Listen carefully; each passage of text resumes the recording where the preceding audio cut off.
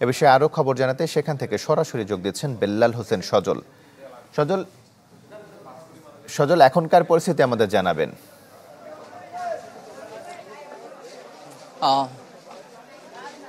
তমাল, বিষয়টি হচ্ছে এখানে একেবারে রণক্ষেত্রের পরবর্তী যে মুহূর্তগুলো থাকে ঠিক সেই একটা অবস্থা বিরাজ করছে এখানে।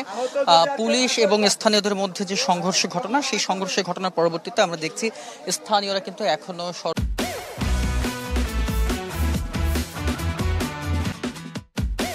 অবস্থান করছেন। তবে এই সংঘর্ষের পর পুলিশ কিন্তু পিছু হাঁটতে বাধ্য হয়েছেন। এবং আপনাদের একটু বলে রাখি যে খুলনার যে মজকুর্নি বাস্তুহারা এলাকায় কিন্তু প্রায় মুক্তিযুদ্ধ কলোনি নামে একটা কলোনি রয়েছে। সেখানে প্রায় 200 পরিবার বসবাস করছেন যুদ্ধের পরবর্তী থেকে প্রায় 50 বছরের বেশি সময় ধরে।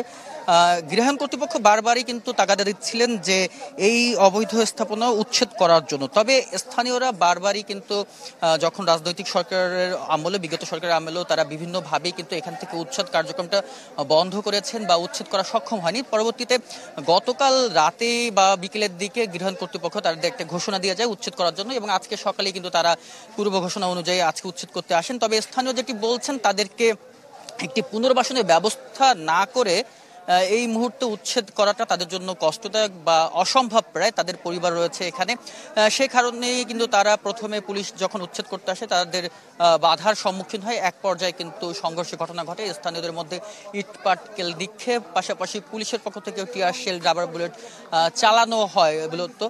এর পরবর্তীতেই দেখা যায় যে এই যে সংঘর্ষ সেটা কিন্তু বড় আকার রূপ নেয়। এখানে বুলডোজার যে গাড়িটি দিয়ে এই উচ্ছেদ অভিযান চালানোর কথা ছিল, সেই চালকও কিন্তু গুরুতরভাবে আহত হয় এবং গাড়িটিও কিন্তু ভেঙে দেওয়া হয়। এছাড়া স্থানীয় যেটি বলছেন, তাদের প্রায় অর্ধশত মানুষ এখন আহত রয়েছেন। তারা কিন্তু চিকিৎসার জন্য খুলনা মেডিকেল কলেজ হাসপাতালে রয়েছেন। পাশাপাশি পুলিশের পক্ষ থেকে যেটি বলা হয়েছে, তাদেরও বেশ কয়েকজন পুলিশ কিন্তু আহত হয়েছেন। আমরা দেখেছি একেবারে শেষ মুহূর্তে 2জন পুলিশ সদস্য কিন্তু একটি বাড়ির মধ্যে আটকা ছিল, তাদেরকে কিন্তু পুলিশের ঊর্ধ্বতন কর্মকর্তারা এসে ছাড়িয়ে নিয়ে গেছেন।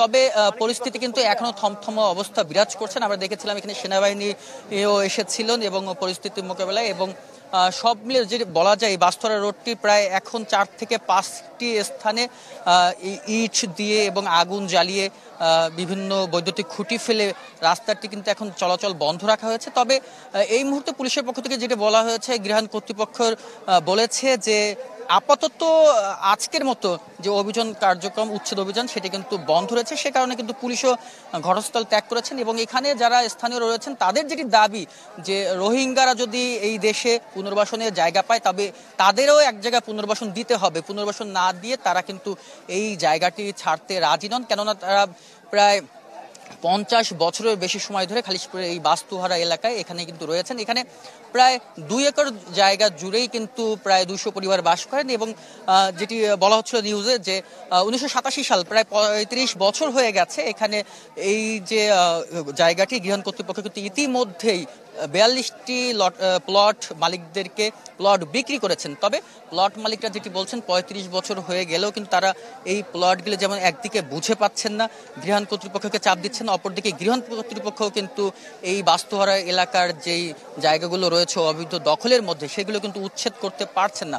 ফলে বিভিন্ন সময় এর আগে আমরা দেখেছি বেশ কয়েকবার এই উচ্ছেদ অভিযান চালানোর কথা ছিল বা উচ্ছেদ অভিযানে এসেছিল, তবুও তারা শেষ পর্যায়ে কিন্তু উচ্ছেদ অভিযানটি সফলভাবে করতে পারেনি। আজকেও ঠিক তেমনটি হয়েছে। আজকে তারা সকালে এসেছিলেন উচ্ছেদ অভিযান পরিচালনা করতে, পরে স্থানীয়দের বাধার মুখে কিন্তু এই উচ্ছেদ অভিযান বন্ধ করতে পুলিশ এবং গৃহায়ণ কর্তৃপক্ষ বাধ্য হন। এই ছিল আমার কাছে খুলনার বাস্তুহারা থেকে উচ্ছেদ অভিযানের সর্বশেষ খবর। সজল, আপনাকে ধন্যবাদ। খুলনা থেকে আমাদের সঙ্গে যুক্ত হয়েছিলেন বেল্লাল হোসেন সজল।